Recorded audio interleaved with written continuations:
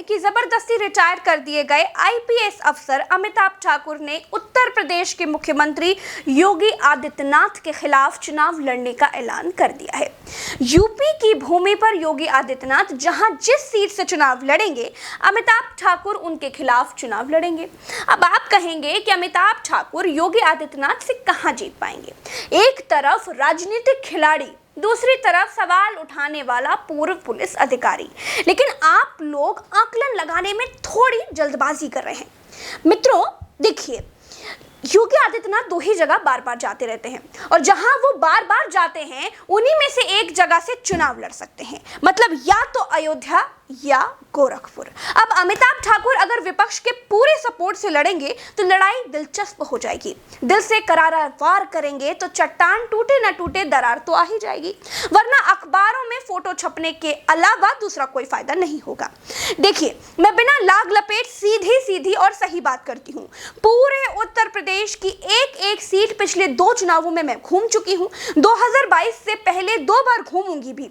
कई बार मुझे लगता है कि शहरों के दुकानदारों को मैं बाई फेस पहचानने लगी हूँ। खैर, उत्तर प्रदेश की बीजेपी सरकार ने सिस्टम के खिलाफ चूं चपड़ करने वाले आईपीएस अफसर अमिताभ ठाकुर को जबरदस्ती रिटायर कर दिया। सिस्टम सरकारी हो या प्राइवेट, सवाल करने वाले लोग नहीं चाहिए। अमिताभ ठाकुर के भीतर सवाल करने का कीड़ा था। हक, अधिकार, कानून की बात करते थे, दूसरी सरकारों में चल जाता था। लेकिन आजकल के समय में जो सरकार कहे वही सही, वरना सड़क के किनारे बैठकर बेचना पड़ेगा दही। काहे कि तेल हो गया है महंगा, पकौड़ा तो बेच नहीं पाओगे। सही बता रहे हैं। अगर आपको राजनीति समझनी है तो आपको पीछे मुड़ कर कई बार देखना पड़ेगा, सीखना पड़ेगा। पूरे राजनीतिक इतिहास में प्रधानमंत्री को 2 बार हरा देने का, प्रधानमंत्री को डरा देने का मादा सिर्फ एक ही आदमी में रहा था और वो थे राजनारायण और इंदिरा की बात मैं आगे करूंगी। दोस्तों, वीडियो इंटरेस्टिंग और थ्रिलिंग होने वाला है, इसीलिए स्किप बिल्कुल मत कीजिएगा। अभी बहुत सारे क्रिकेट मैच चल रहे हैं। इंग्लैंड बनाम न्यूजीलैंड वनडे और 2020 इंडिया वर्सेस साउथ अफ्रीका के मैच चल रहे हैं। इसके अलावा फुटबॉल के एशिया चैंपियन लीग वगैरह जैसे बहुत सारे मैच हैं। दोस्तों, 1xBet पर आप गेम खेलिए, यहाँ सही अंदाजा लगाकर ईमानदारी से पैसे जीत सकते हैं। अगर आप कमेंट बॉक्स वाले प्रोमो कोड का इस्तेमाल करेंगे तो आपको $100 खेलने के लिए बिल्कुल फ्री मिल जाएंगे।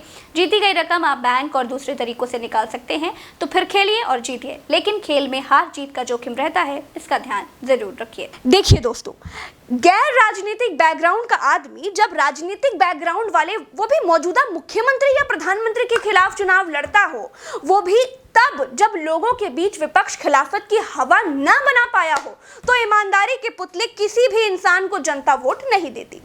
जनता भी थ्रिल मांगती है, युद्ध देखना चाहती है, वार पलटवार देखना चाहती है। अरे बिना तमाशा देखे जनता मदारी को पैसा देने के लिए जेब में हाथ तक नहीं डालती है। ये तो फिर भी वोट देने का मामला है।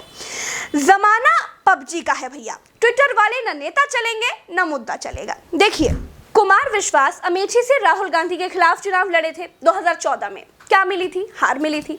राम मनोहर लोहिया तब के प्रधानमंत्री नेहरू के खिलाफ फूलपुर से लड़े थे। क्या मिली? हार मिली।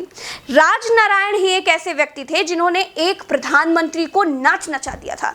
वीडियो में अभी तक बने हुए हैं, तो चलिए राजनारायण की कहानी भी सुनते चलिए और अपने बच्चों को भी सुनाइएगा।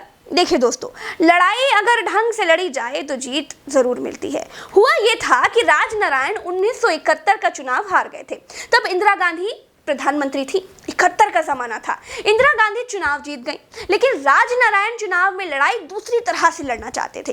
राजनारायण ने चुनाव जीतने के लिए इंदिरा गांधी के सारे गलत हथकंडों को नोट किया, एक एक सबूत जुटाते गए। चुनाव के दौरान इंदिरा गांधी के एक एक फैसले पर उन्होंने बारीक नजर रखी। इंदिरा के एक एक गलत काम को गिनते रहे। चुनाव खत्म होते ही कोर्ट पहुंच गए। राजनारायण ने इंदिरा पर गिनकर 7 आरोप लगाए। मुकदमा भी शुरू हो गया, बड़ा लंबा चला। एक समय ऐसा भी आया जब इंदिरा गांधी को खुद अदालत में हाजिर होना पड़ गया, सफाई तक देनी पड़ गई। उनसे 6 घंटे तक पूछताछ हुई। 5 साल बाद अदालत का फैसला आने वाला था। इंदिरा गांधी के दबाव के बाद भी इलाहाबाद हाई कोर्ट के जज जगमोहन लाल सिन्हा ने कोई परवाह नहीं की। आईबी के एक अफसर को इलाहाबाद में इस काम के लिए लगाया गया था कि वो बता सके कि फैसला क्या आने वाला है। जज ने टाइपिस्ट को घर बुलाया, फैसला लिखवाया और उसे तब तक जाने नहीं दिया जब तक फैसला सुना नहीं दिया। उन्होंने इंदिरा गांधी के रायबरेली चुनाव को बिल्कुल अवैध घोषित कर दिया। उन पर 6 सालों तक चुनाव लड़ने पर रोक भी लगा लगा दी गई। जयकर ने इंदिरा गांधी की जीवनी में लिखा है कि इंदिरा को आशंका थी कि फैसला उनके खिलाफ ही आएगा। 12 जून 1975 को फैसला आया। इसके 14वें दिन इंदिरा गांधी ने देश भर में आपातकाल लगा दिया। 1977 में जब इंदिरा गांधी ने आपातकाल हटाकर चुनाव कराया तो रायबरेली में उनके खिलाफ फिर राजनारायण ने चुनाव लड़ा। इस बार उन्होंने इंदिरा को करारी शिकस्त दी। अपने पूरे राजनीतिक करियर में इंदिरा ने सही मायनों में एक ही शख्स से शिकस्त खाई थी और वो थे राजनारायण।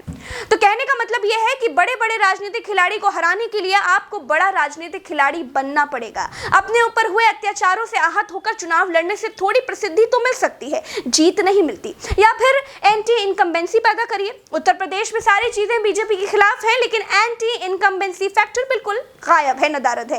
विपक्ष और सामाजिक कार्यकर्ता दोनों सो रहे हैं। राजनारायण सब नहीं बन सकते। 69 साल की उम्र तक जिए, 80 बार जेल गए, जेल में कुल 17 साल बिताए, जिसमें 3 साल आजादी से पहले और 14 साल आजादी के बाद थे। जिनसे आयरन लेडी इंदिरा गांधी डरती हो, ऐसे लोग बहुत कम जन लेते हैं। ऐसे तो मौजूदा मुख्यमंत्री देश में बहुत हारे हैं, ममता भी हारी, शीला भी हारी, लेकिन उनमें समय काल परिस्थितियां सब अलग अलग थी। अमिताभ ठाकुर 1992 बैच के IPS अफसर रहे हैं। बतौर ASP उनकी पहली पोस्टिंग गोरखपुर में हुई थी। उसके बाद उन्होंने बतौर SP पहली पोस्टिंग पिथौरागढ़ में ली थी। इसके बाद वे उत्तर प्रदेश के कई जिलों में भी तैनात रहे। अमिताभ की पत्नी डॉक्टर नूतन ठाकुर सोशल एक्टिविस्ट है।